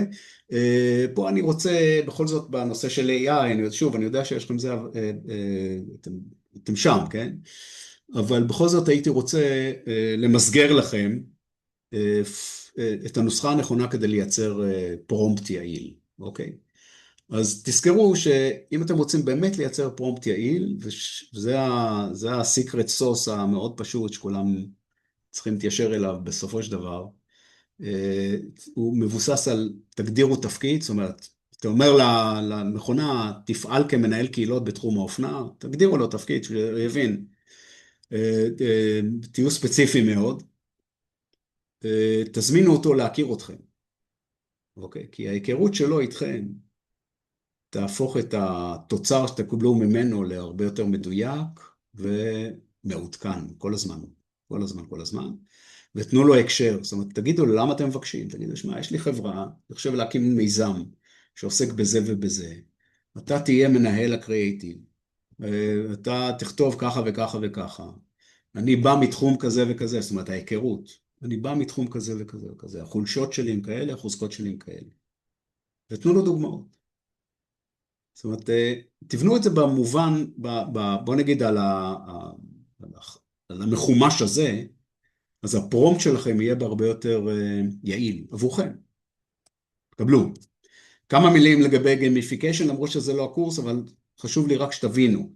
הגיימיפיקיישן, שהוא דרך אגב, אתם רואים, הוא מבחינת המיקום שלו בארגז הכלים שלנו, הוא ב-conversion D, אבל הוא גם conversion B, B ו-D, זאת אומרת, הוא חלק מתוכן, אבל הוא השפיץ שלו, מאפשר לכם לקוות שאנשים יפיצו את זה. זאת אומרת, D אומר תפיצו, נכון? אז גיימיפיקיישן מפיץ, זאת אומרת, מאיך מותג או עסק משתמש במשחקיות כדי שאנשים נקרא לזה יאהבו ויפיצו את התוכן שלו. אז בכמה מילים זה הנוסחה. יש 3 סוגים של משחקים. יש הארדקור, שזה מה שנקרא הכבד, הלייף סייקל שלו זה 3 שנים, או 2-3. יש קז'ואל באמצע, שזה לייף סייקל של שנה, ויש הייפר קז'ואל. הייפר קז'ואל זה משחקים שמחזיקים כמה חודשים, ואחרי זה צריך להעיף אותם, או לשנות גרסה, או לשנות את המעטפת שלהם. אתם מוזמנים ללכת לחברות האלה של קטשאפ או וודו לראות, זה חברות של הייפר קז'ואל. עכשיו, הייפר קז'ואל אומר, משחקים מאוד פשוטים, שמייצגים את המותג שלך, או תוכן שהמותג שלך נותן ללקוחותיו כדי שיהנו, הם נהנים, הם מתחברים למותג, ומפיצים את המשחק, והמשחק הוא ממותג, הוא שלך, כן? זאת אומרת, הם עושים עבורך אם אתה מביא להם ערך בעולם של משחקיות. שוב, אם זה רלוונטי למותג שלך, אבל הדבר של הייפר קז'ואל אומר בעצם כזה דבר, זה מאוד פשוט, זה בדרך כלל דמות אחת, אם יש שם בכלל דמויות, יש שם, אתה כל הזמן צריך להציג התקדמות, אין שם התחייבות, אנשים לא צריכים פה עכשיו להירשם שום דבר. אין דרישה של מיומנויות, גם הטמבל הגדול ביותר לא יכול לשחק עם זה, כי זה מעניין לו. הסשנים הם קצרים, הממשק הוא מינימלי, לא צריך להשקיע פה בהפקות גדולות, והסיפוק הוא מיידי, חשוב מאוד. והכל ברור, נכון? מה אנחנו רואים פה? אנחנו רואים שבעולם של משחקיות הייפר קז'ואל גיימינג, יש עלייה מאוד גדולה במעורבות משתמשים, בהנחה והמותג מביא את זה לאנשים הנכונים. שוב, first party data, אני צריך להבין שאנשים אוהבים את זה, כן? איזה סוג של אנשים הם מתאים להם לשחק במשחקים האלה. יש פה תחושה של הישג ותחרות, יש פה תחושה של שייכות חברתית, יש פה תחושה של שליטה. זאת אומרת, אני שולט במשחק, זה נותן תחושה נפלאה, והפידבק הוא מיידי. זאת אומרת, המניעים הפסיכולוגיים של למה אנשים השתמשו במשחק שמותג נותן להם, הם ברורים, טובים, ומה שנקרא רפלקציה די מיידית לטובת המותג. התועלות השיווקיות העסקיות הן ברורות לחלוטין, אנחנו רואים את זה בכל המחקרים, כל הניסיונות לפחות שאנחנו עשינו, אני עשיתי בחיי בדברים האלה, זה הפצה ויראלית ואנגייג'מנט ו-first party data, שימו לב, שאתה נרשם למשחק, אני מתחיל להכיר אותך. ויש נאמנות למשחקים טובים, כן? אבל תזכרו, שימוש יומיומי, תעודדו שימוש יומיומי, משימות קצרות, פידבק מיידי, תחושת הישג. זאת אומרת, כל פעם שאתה מגיע למקום מסוים, המערכת יכולה לתת לך מחיאות כפיים, להגיד לך, יאללה, יש לך עוד ספרינט אחד כדי לנצח את כולם. שם זה עובד, אוקיי? שוב, דוגמאות שמתי פה, אבל יש למכביר. אתם תחזרו, תראו את הדבר הזה בלינקים ששמתי פה, זה בוכתה של דוגמאות, אתם תראו כמה שזה פשוט וכמה שזה עובד. עכשיו, עוד דבר אחד, כמו שאמרתי, דבר שהוא כבר המון שנים איתנו, איך כותבים כותרת. אז מכיוון שהתכנים, יש בוכתה של תכנים בעולם, וזה הולך ומצטופף מה שנקרא, והאינפלציה הופכת להיות מהותית, אז צריך לכתוב כותרת לכל דבר, לוידאו שלך צריך לכתוב כותרת, לטקסט שלך צריך לכתוב כותרת, על הכל. מאמר יותר ארוך, גם כותרת. זאת אומרת, הכותרות הן עניין חשוב בעידן של רמת קשב הולכת ונעלמת. עכשיו, כמה המלצות ממני אליכם. הכותרת צריכה לכלול מקסימום 70 תווים, דיר באלק, לא 70 מילים, 70 תווים, כן? חשוב לשלב, שוב אנחנו חוזרים לזה, כמה שיותר מילות חיפוש, מילות מפתח, מונחי עוגן, מה שיש לנו בבייבל ההוא שכתבנו, לשלב את זה בכותרת. אם אפשר לעשות כותרת שיש בה איזושהי הבטחה, אוקיי? אני אומר לך, זה מדריך טיפים לחיים יותר טובים. יש פה איזו הבטחה, זה מצוין. ושימו לב, טכני, אבל חשוב, אם אתם בעניין, אם יש לכם איזה כותרת שכוללת מספר, אז שיהיה כתוב במספר ולא בספרה ולא במילים, כן? זאת אומרת, 7 טיפים לאימון בוקר יעיל, תכתבו את הספרה ואת המספר 7. אוקיי? זה ברור שזה נותן סיכוי טוב יותר לאנשים להיעצר על הכותרת ולצרוך אותה, מה שנקרא. זאת אומרת, הדברים האלה הם הדברים הכי חשובים, הבטחה, מספר, קצר, מילות מפתח, מונחי יסוד, מונחי עוגן, תעשו את זה וזה יעבוד, שמוד, זה עובד. עוד משהו אחד לגבי תוכן שצריך להבין, יש פורמטים שונים של אסטרטגיות או טיפול של מותג בעולם התוכן. יש כאלה שאומרים, תשמע, אני רוצה לייצר תוכן שממוקד במוצר, שזה מה שנקרא המעגל הראשון, הקטן. אוקיי? אני בחברה שעוסקת במוצרי מזון, אני רוצה רק לייצר תוכן על האינגרידיאנס, על המרכיבים של המוצר, על איך אני מייצר את המוצרים, דברים, זה מספיק לי. אוקיי, זה הדבר הכי בסיסי. מעליו יש מה שנקרא ערך מוסף. זה שכבה קצת יותר, נקרא לזה מושקעת, למשל, אם תנובה, נחזור לדוגמה הישנה נושנה ההיא, אומרת, אני רוצה לתת עכשיו מתכונים לעוגות לחג שבועות. בסדר, זה ערך מוסף, מה עושים עם המוצר שלי? זה לא המוצר עצמו, אבל זה ערך מוסף, למה אני יכול, אני ממליצה לכם, מתכונים, חוברת מתכונים, בסדר?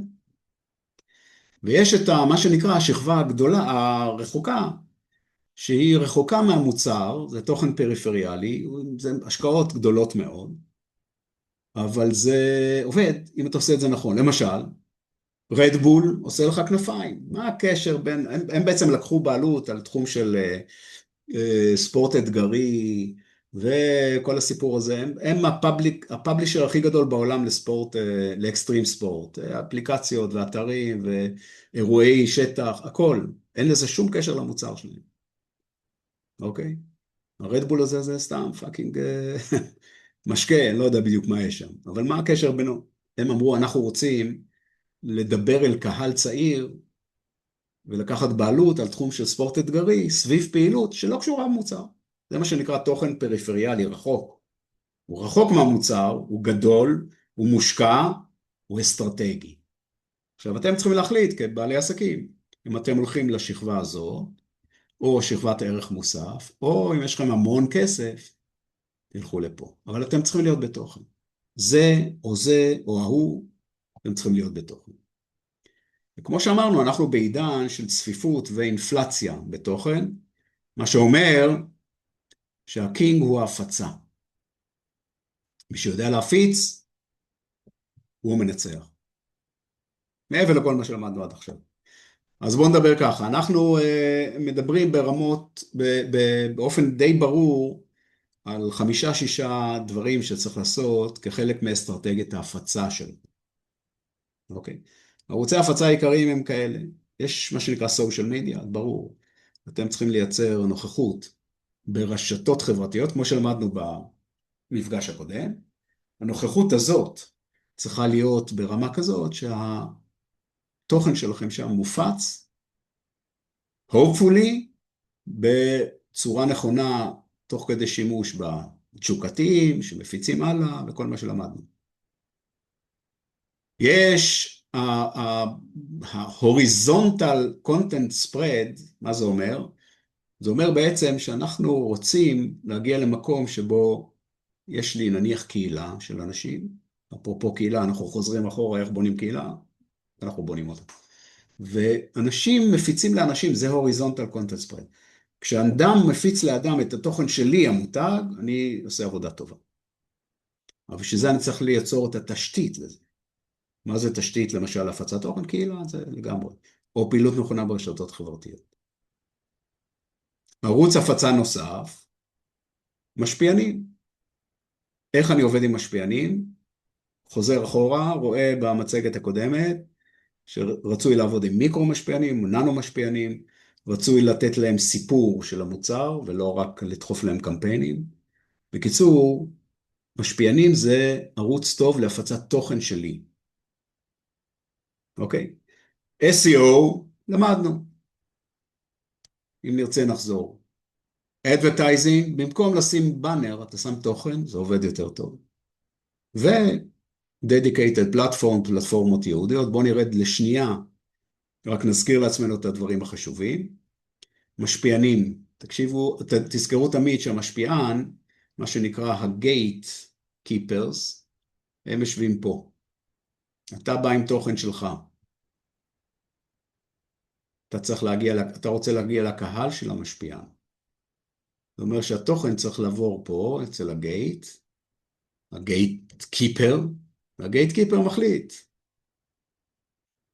כל מה שאתה צריך לעשות, המשפיען הזה, אתה צריך לסגור את העסקה, תעבוד עם מיקרו משפיענים, וכמה שיותר חשוב.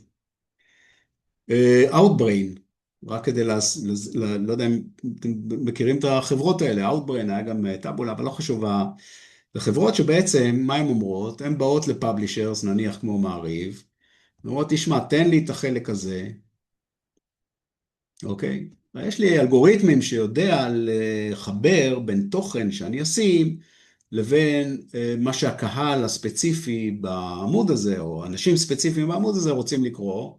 האלגוריתמים הזה בעצם הוא עושה חיבור נכון בין תוכן לבין קהל, ואז Outbrain או כאלה אומרים למעריב או לפאבלישר אחרים, בכל העולם הם עובדים, הוא אומר, נניח שתי המשבצות האלה אני אקדם תוכן שלך, אוקיי? בשתי המשבצות האלה אני אביא תוכן של צד שלישי בתשלום, ואנחנו נתחלק על הקליקים, על ההכנסות. עכשיו, לרוב הפאבלישר מה אכפת להם? יש להם מספיק מקום, נותנים לו את השטח הזה, הוא מקדם את מה שצריך לקדם, ולוקח פר קליק, בדרך כלל, על תוכן. אז זה עוד אופציה כדי לקדם תכנים, מעבר לאופציות אחרות, למשל, כמו SEO. כמובן שאנחנו יכולים לחזור לארגז הכלים שלנו, ולראות שב-SEO, כדי לקדם תוכן, אנחנו צריכים לעשות את הדברים האלה. לא נחזור על זה עכשיו, כי למדנו את זה, אבל בגדול, זה חלק מהדרך שבה אנחנו מפיצים תוכן. דרך נוספת להפצת תוכן, זה לעשות קמפיינים, או להשתמש במנגנון של קמפיין, מי שיש לו כסף ותקציב, רק במקום לשים באנר שלא אומר כלום, לשים תוכן לקהל יעד שהגדרנו מראש, ומביא לו ערך. אנחנו רואים שה-click-through rate, אחוז ההקלקות על תוכן גבוה יותר מאשר אחוז ההקלקות על סתם באנרים. אוקיי? אז מה שאנחנו אומרים, יש לנו במסגרת התוכנית להפצה, יש לנו פעילות סושיאל שלמדנו במפגש הקודם, יש לנו את ה-horizontal content, שזה בעצם לבנות קהילות ולהפיץ תוכן באמצעות ההנחה שאנשים יפיצו לאנשים אחרים. יש לנו את המשפיענים, ואנחנו תמיד זוכרים מיקרו משפיענים, עדיף על משפיענים גדולים. יש לנו את ה-SEO, יש לנו את פרסום, רק במקום באנר לשים תוכן, ויש לנו Outbrain למיניהם. השילוב של ששת המרכיבים האלה, זו תוכנית הפצת התוכן שלכם. אתם עושים את מה רלוונטי עבורכם, אבל אם אפשר את הכל, מה טוב. אוקיי? ובסופו של דבר, לא לשכוח, האתר שלכם, עם כל הכבוד לתוכן שמופץ בכל מיני מקומות, האתר שלכם זה הבית. כאילו, לכאורה, אתר זה משהו קצת ארכאי. מי מגיע לאתר? אתר בית שלכם הוא עדיין הבית. ופה, כל מה שהייתי עושה עבורכם, מציע לכם, פשוט מאוד לעדכן אותו לעידן היותר מהיר, זריז, תחרותי, שבו יש תחרות על רמת קשב, ופה הייתי שומר על שני תנאים הכרחיים. אחד, בהירות והבנה.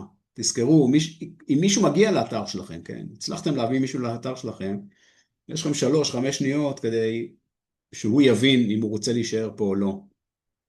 אז קחו את זה בחשבון. כותרות גדולות, פשוטות, מובנות ותכליתיות. הנה דוגמה למשהו מאוד תכליתי. אתר, לכאורה יש בו אולי 10 מילים, וזה בסדר, ככה צריך. Keep your home warm in the winter and cool in the summer. זהו, זה הכותרת. עכשיו הבנתי. אם זה עונה לי על איזשהו צורך, אני פה. לא הולך, נכון? וזה הכותרת, זה מה שזה, ולסיים עם call to action. Get my free in-home consultation today. call to action. אם זה מה שאני מחפש, והוא מציע לי את זה, אז 3-5 שניות האלה עבדו טוב. אז כל מה שאני אומר לכם, אתר, למרות שזה כאילו חלק מנכסים שכבר קצת עדיין, לכו תעדכנו אותו בתצורה של 3-5 שניות ותכליתיות, והוא יעבוד עבורכם. כחלק מהעכביש. מה זה העכביש? הולכים חזרה למצגת שנקראת אסטרטגיה, רואים שם את העכביש, רואים מה מקומו של האתר בעולמנו. ולזכור, כל מה שלמדנו פה היום הוא צריך להיות מדיד.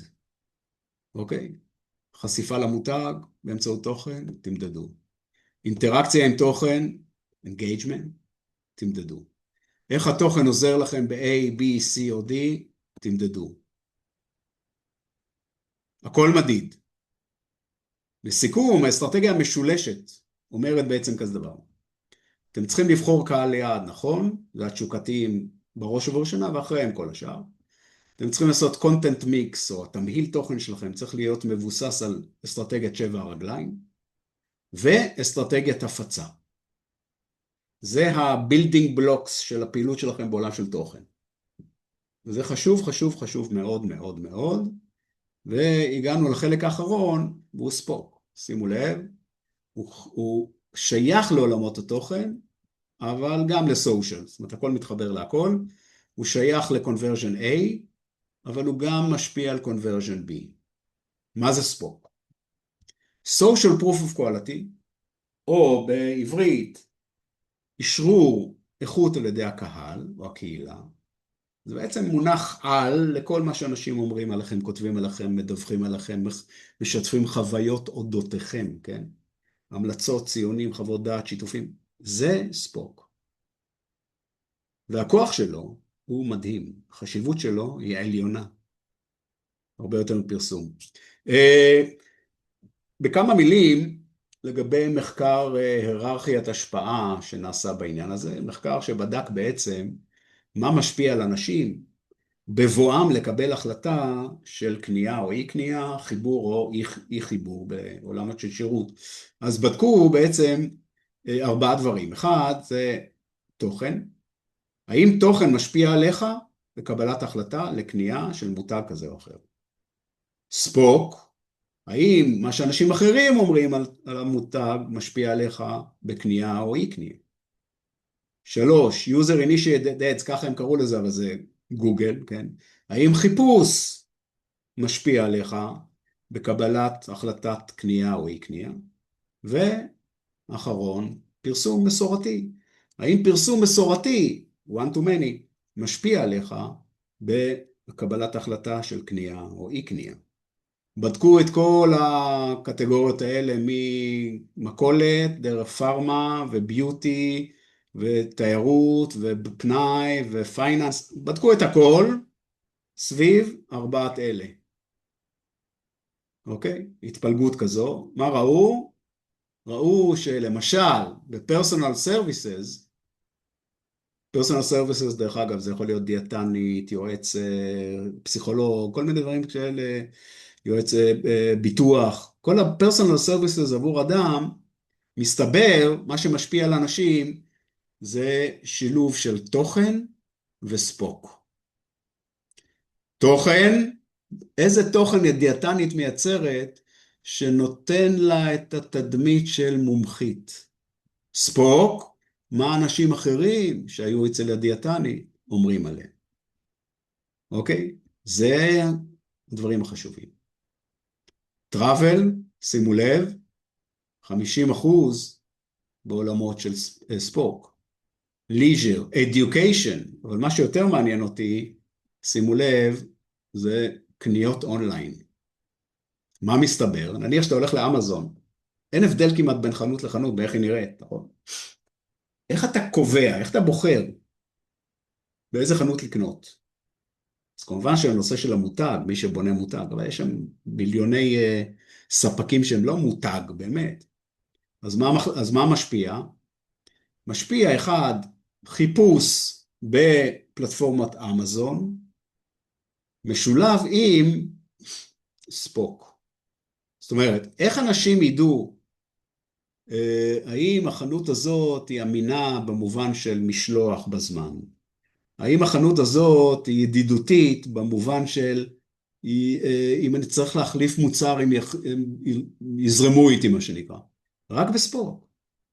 זאת אומרת, הכוח של ספוק, בשילוב עם תוכן ו/או שילוב עם search, תלוי באיזה קטגוריה, הוא אדיר, הוא יותר חזק מאשר פרסום, שימו לב, זה פרסום. traditional advertising, קטנצ'יק. healthcare, מוצרי בריאות, traditional advertising, שימו לב, קטנצ'יק, 5%. אם אתה רוצה לבחור פסיכולוג או רופא, או הקונטנט של הרופא והספוק, מה אומרים על הרופא, זה מה שקובע. אותו דבר בפארמה, אותו דבר בפייננס. במילים אחרות, מה שאני רוצה להגיד לכם, זה שאם אתם שייכים ל-high impact on life, איך אנחנו יודעים מה זה? הולכים למצגת אסטרטגיה, רואים מה נאמר שם על high impact on life, בניגוד ל-low impact on life. אם אתה ב-high impact on life, ספוק. חשוב יותר מפרסום. אז תשקיעו. מה זה אומר להשקיע? הנה. 10 דברים שאתם צריכים לעשות כתוכנית לשיפור הספוק אינדקס שלכם. 1, לבנות מערכת יחסים עם משתמשים. אין מה לעשות, תמיד חוזר לזה. אם אתה מכיר את המשתמשים שם, את הלקוחות, ויש לך מערכת יחסים, הספוק אינדקס שלך יהיה טוב יותר. הם לא ילכלכו עליך. אם הכל בסדר, הם יכתבו עליך. 2, בנכסים הדיגיטליים שלכם, תפתחו אזורי ביקורת ידידותיים ותזמינו אנשים כמה שיותר לכתוב. כי תזכרו, ספוק, social proof quality, או מה אנשים כותבים עליכם, בנויים משני דברים. 1, סנטימנט, האם זה טוב או פחות טוב, אבל לא פחות חשוב, ווליום, האם יש מספיק. כי אם יש לי אינדקס, אם יש לי צימר בגליל, כן? ו3 אנשים כתבו שזה צימר מעולה, אז זה לא ישפיע על אף אחד. אנשים יגידו, בסדר, זה סבתא שלו, אחותו ודודה שלו. אבל אם יש 1,000, וכותבים שם דברים טובים, זאת אומרת, הסנטימנט הוא חיובי, אז יאללה, זה מתחיל להיות מעניין. אז להזמין אנשים, אזורי ביקורת. דבר שלישי, לבקש מהמשתמשים, הלקוחות שלכם.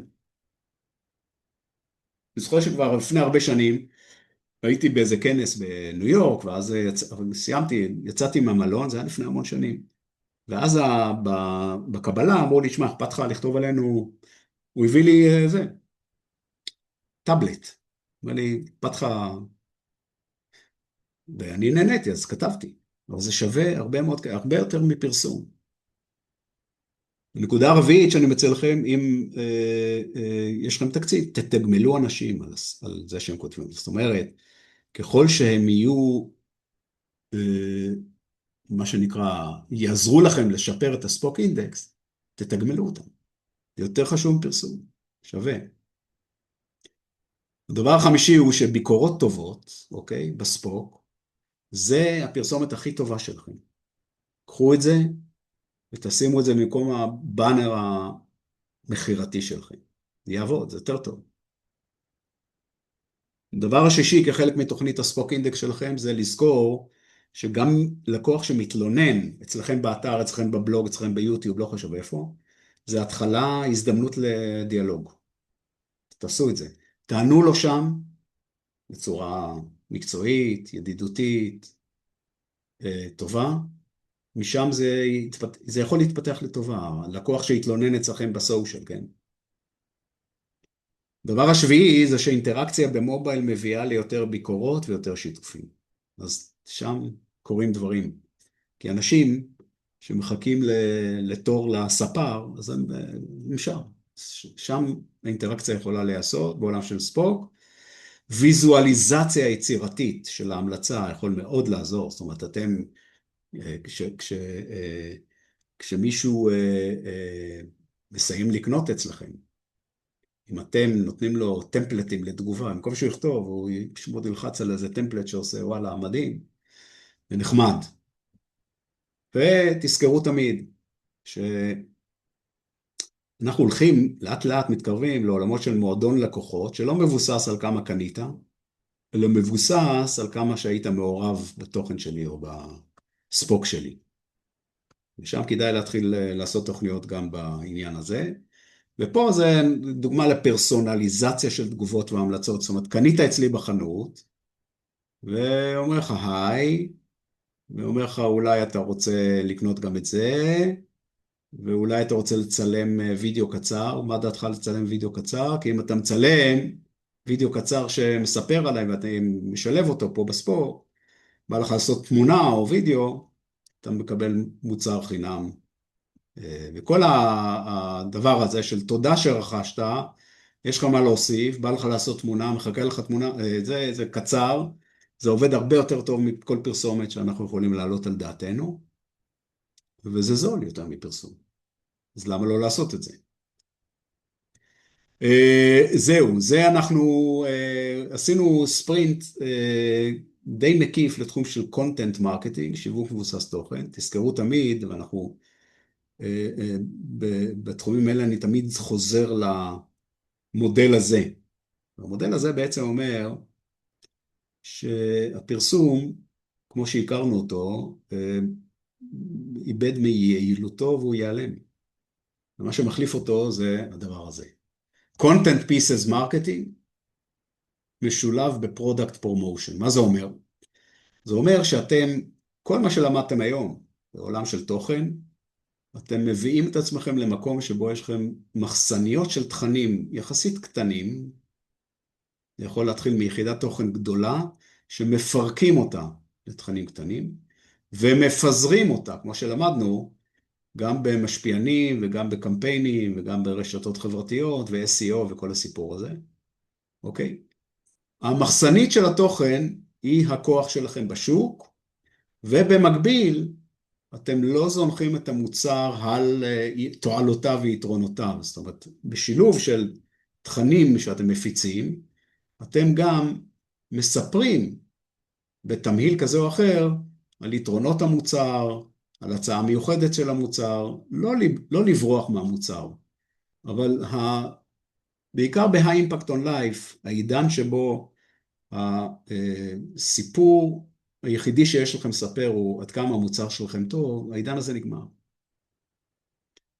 היום התוכן מוביל, כי שם מתחילה להיווצר רמת קשב טובה יותר, וכשרמת קשב היא כבר ברמה טובה, אתם מביאים הצעה של המוצר עצמו. זאת אומרת, ה-Content Pieces Marketing בשילוב עם Product Promotion, זה בעצם הפרסום הנכון. והוא מחליף את כל התצורות האלה של באנרים וכל מיני הצגות גדולות של רקדניות ששרות על המוצר שלכם. זה נגמר. זהו, Content Marketing. אנחנו בעצם הגענו למקום שבו אנחנו מעבים את Conversion A בקונטנט, והתחלנו לדבר על Conversion B במסגרת אותה דיסציפלינה של Content Marketing. אנחנו בהמשך, Social כבר עשינו, Influencers דיברנו, Spoke דיברנו היום. בהמשך, לא יודע באיזה תצורה זה יהיה, כנראה שנעלה עוד משהו מוקלט בחלק מהסדרה, אבל נשאר לנו לדבר על מובייל מרקטינג, והתחום הזה מאוד מעניין, וידאו עשינו היום, וידאו סטרטג'י, התחום המאוד מעניין של מה שנקרא conversion C. conversion C בעיקר בכל מה שקשור למסחר אלקטרוני, טריגרים לקנייה ושירות לקוחות מבוסס דאטה ולויאלטי, פלנס גם מבוסס דאטה. הדבר הזה עדיין חסר לנו, ולשם אנחנו שואפים להגיע, אם בתצורה כזו או אחרת של אסינכרוני או בשיעור, אבל בכל מקרה אני אעלה עוד הקלטה אחת בימים הקרובים, אני מתאר לעצמי, אנחנו נעקוב אחרי ההתפתחות של כמובן מה שקורה מסביבנו, וכפועל יוצא מזה איך אנחנו מתארגנים מבחינת החזרה לפעילות קצת יותר הגיונית. בינתיים, כמובן, אני פנוי תמיד לשאלות שקשורות למצגות שהעליתי, ואני מקווה שזה דברים מובנים. בכל מקרה, בינתיים תשמרו על עצמכם, ואנחנו נהיה בקשר, hopefully, בימים הקרובים. כל טוב ובשורות טובות שיהיו לנו.